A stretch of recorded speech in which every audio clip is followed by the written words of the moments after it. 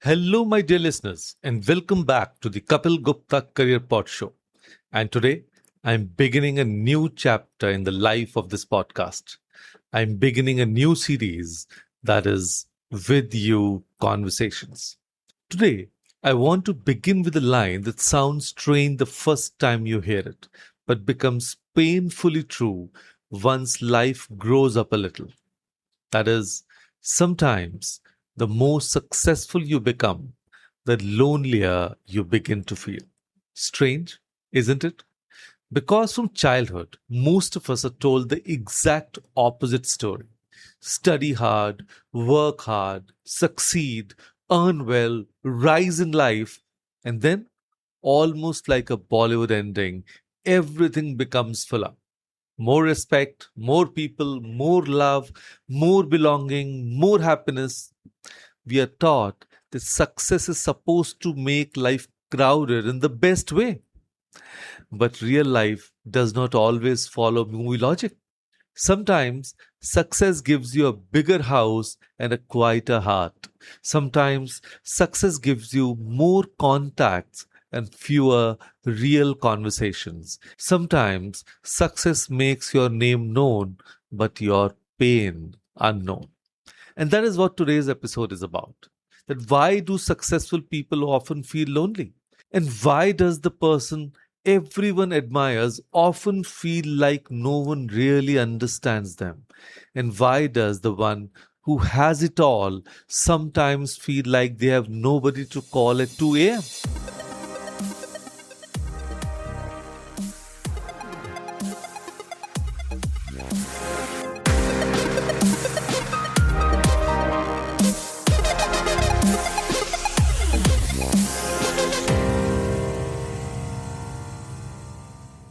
Hi, I'm Kapeel Gupta, career coach, life mentor, graphotherapist, and founder of Study Abroad Academy and WithYou.space. For over 2 decades, I've been helping students, parents, and young professionals gain clarity, confidence, and direction in life and career through deep coaching, mindset transformation, and the powerful practice of graphotherapy. Because success is not just about choosing the right course or building the right career. It's about becoming the right person, nurturing meaningful relationships, and creating a life that feels peaceful, purposeful, and truly your own. And that's what this podcast is all about. And today, in our With You Conversation series, we are going beyond careers and achievements. Because sometimes what we need most is not advice, but understanding. Not solutions, but someone who listens. So let's slow down, have a meaningful conversation, and remind ourselves that no one should have to carry everything alone.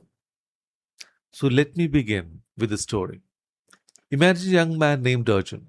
He was the pride of the family, school topper, college ranker, first job before most of his classmates. Promotion before 30, flat booked, parents proud, relatives fully active on the family WhatsApp groups. Hamare Arjun ne kamal kar diya. The kind of son people use as an example to emotionally blackmail other children. From the outside, his life looked sorted. But here's what nobody saw. His old friends had slowly stopped calling regularly. They assumed he was too busy.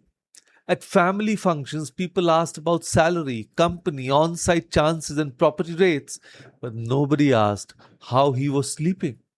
At work, junior people respected him, but respect is not the same as friendship. Everyone laughed at his jokes a little more than necessary, but nobody spoke to him without some invisible filter. At home, he had started performing I'm fine so well that even he began forgetting he wasn't. One night, after another long day, he sat in his well furnished flat with a good salary, a good title, and complete silence. That night, he realized something deeply uncomfortable. He had succeeded into a kind of loneliness nobody had warned him about.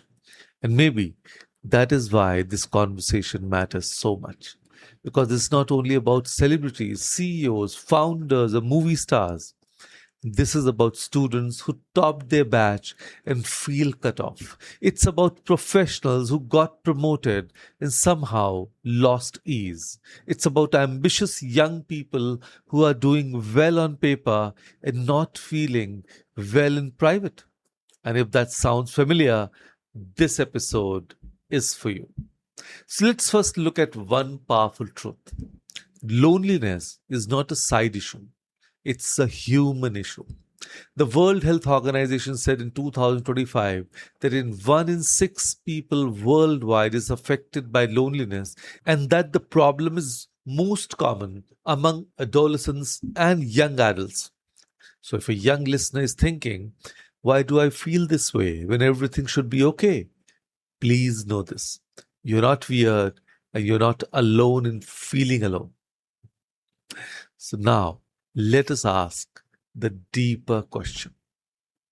Why does success often come with loneliness? The first reason is simple and brutal. Success changes how you spend your time. Most closures in life is not built during grand moments. It's built during useless moments. Long chai conversations, random phone calls, unplanned walks, being bored together, sitting in the same room and saying nothing important. But success quietly starts eating that time first. Suddenly, evenings belong to deadlines. Sundays belong to recovery. Weekends belong to networking, planning, travel, or collapsing like a defeated laptop battery. In the beginning, it all feels temporary. I'll call them after this quarter. I'll meet everyone once this project ends. I'll show up more once life settles. But life is a very funny creature. It rarely settles on its own. It just changes shape and asks you to keep moving. And that is how distance is built. Not through one big betrayal, but through many small, reasonable absences. You do not lose people in one dramatic scene. You lose them plank by plank, bridge by bridge, Sunday by Sunday. And then one day, your success looks solid, but your relationships look faded. The second reason is more subtle. Success changes how people treat you. Now, this part is very strange and very real. The more successful you become, the fewer honest mirrors you often have. People start agreeing faster. They soften criticism. They become polite in ways that look respectful but feel distant. They may admire you, but admiration can create space where intimacy used to live. They may celebrate you, but celebration is not always the same as emotional closeness. You start hearing more, amazing, bro, and less, you're being stupid. And trust me, one honest friend who can still call you out is worth more than 20 polite people who only clap. And this is why many successful people feel surrounded and unseen at the same time.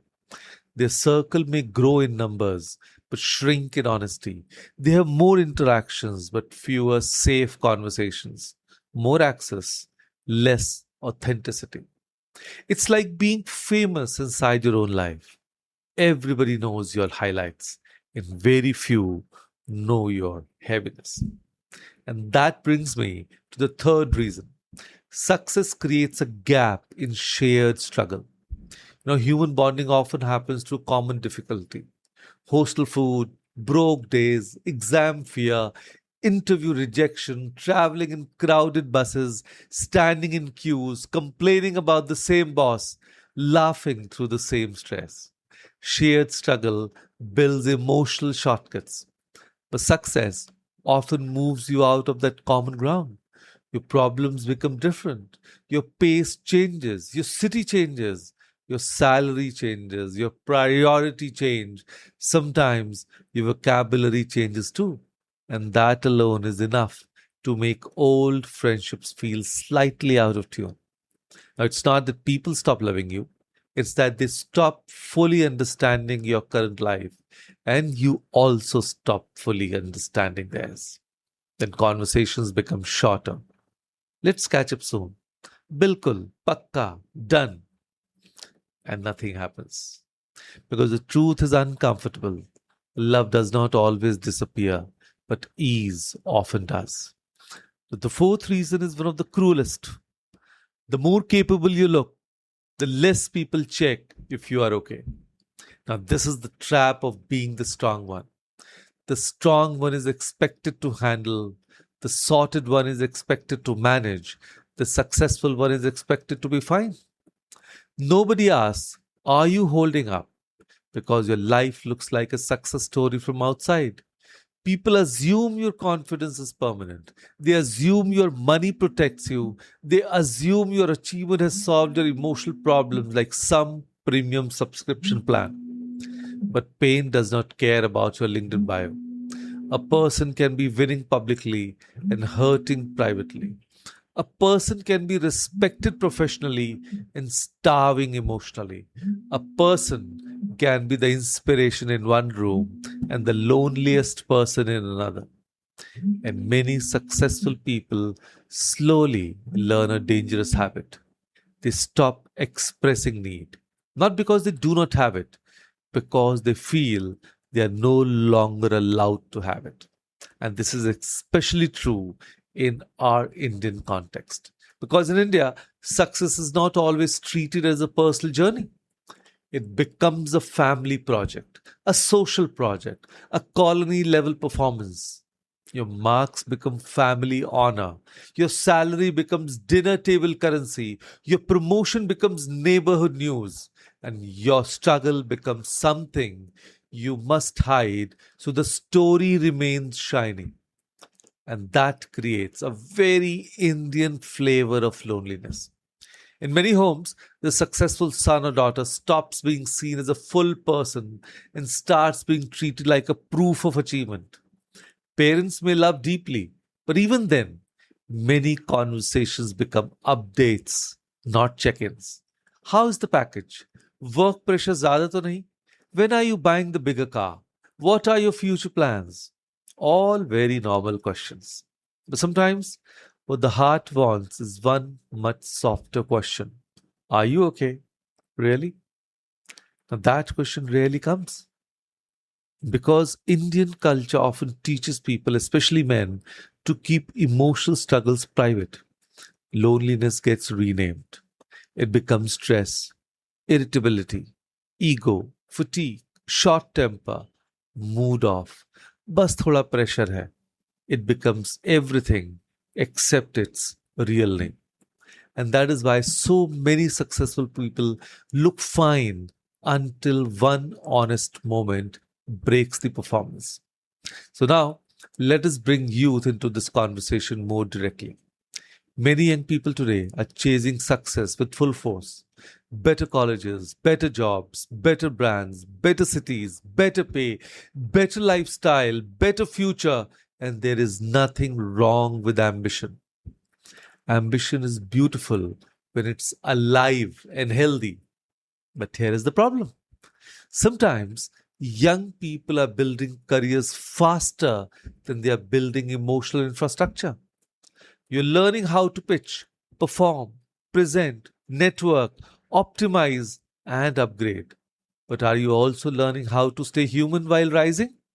Are you learning how to keep close people close?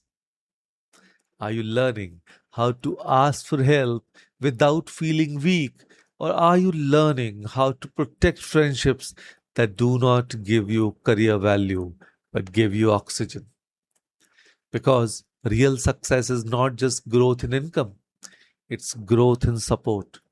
And the world of work is making this even more complicated.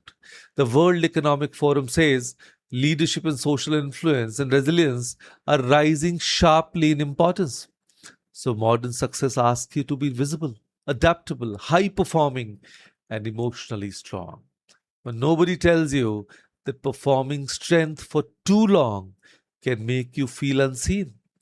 And that is why even so called successful people often feel lonely They have learned how to be effective. They have not always learned how to stay connected. So now here comes an important distinction. Loneliness is not always the same as being alone. Being alone can be peaceful, helpful, necessary, creative. Many successful people need solitude. Solitude can sharpen thinking, it can restore energy, it can help build, it can help reflect. But loneliness is different. Loneliness is not the absence of people.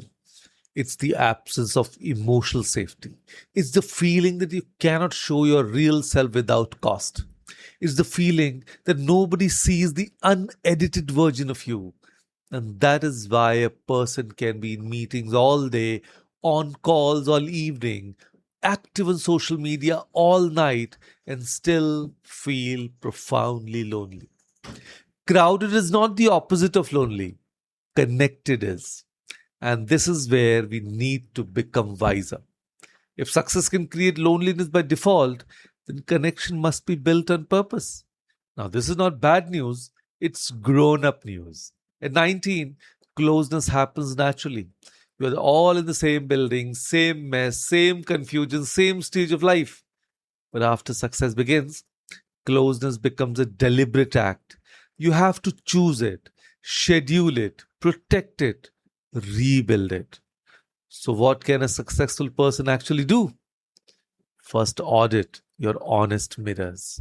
Ask yourself an uncomfortable question. Who in my life can still tell me the truth without fear? Who can disagree with me? Who can tease me? Who can tell me I'm overworking, overperforming, or being emotionally unavailable? If that list is shrinking, your life may be getting more polished and less real. Second, protect useless time. I know what that sounds unproductive. Good. That is exactly why it matters. The most nourishing relationships are often built in unproductive time. Long chai, bad jokes, unnecessary walks, late night phone calls, random visits, silence with comfort. If everything in your calendar must lead somewhere, your relationships will eventually feel like project management. And third, go back to people from before your success. Call an old friend, meet a cousin who knew you when you were not impressive. Visit people who remember your original laughter, not just your current title. Success changes many things, but some emotional truths are easier to remember in old company. And fourth, say it loud sometimes. This one is hard, but healing often begins with one unspectacular sentence. Lately, I've been feeling alone. Not in a dramatic speech, not in a social media caption, just to one safe person. Because the myth that successful people are always fine survives only because successful people keep performing fine. And fifth, build one room where status does enter. That room may be one friend, one family member, one counselor, one mentor, one community, one place where you're not your package, title, followers, achievements, or public image. One place where you do not need to speak impressive language to deserve care. That room can save you. And now let me say something important to the listener who is still climbing. Maybe you're not successful yet by society's standards. Maybe you're still building. Even then, this episode matters because it's easier to protect connection while climbing than to rebuild it after you have drifted too far. So do not wait till loneliness becomes your lifestyle. Build emotional fitness while building career success. Learn to check on people without agenda. Learn to let people check on you. Learn to say, I need company without shame. And learn that being admired is not the same as being held. And now let us return to Arjun. One day, instead of waiting for someone to understand him automatically, he did something small but brave. He called an old friend and said, Bhai, I think I've become successful and stupid. I have everything and I feel like I have nobody. There was silence for 2 seconds. Then the friend laughed and said, Good. At least now you're talking like a human again. Come for chai. Now, that chai did not solve life, but it solved that evening. And sometimes that is how healing begins. Not with grand transformation, but with one real conversation. So, what is the final truth here? Success is not the enemy. Ambition is not the problem. Growth is not the trap. The real danger is this: if you keep upgrading your life and neglecting your emotional world, one day you may arrive somewhere impressive and feel deeply alone there. And that is the hidden cost of success. Not everyone pays it, but too many do. And that is why today's message is so important. Do not choose between success and connection. Build both. Do not only ask, how high can I rise? Also ask, who will still know me when I get there? Because the truth is simple. A successful life without emotional connection is not a full life. It is a decorated life. And decorated is not the same as deeply lived. So here's my call to action. Now, that is actually the life-changing call to action for you. Today, before the day ends, do one thing. Reach out to one person you trust and have one honest conversation. Not an update, not a performance, a real conversation. Ask them how they are, and if needed, tell them how you are.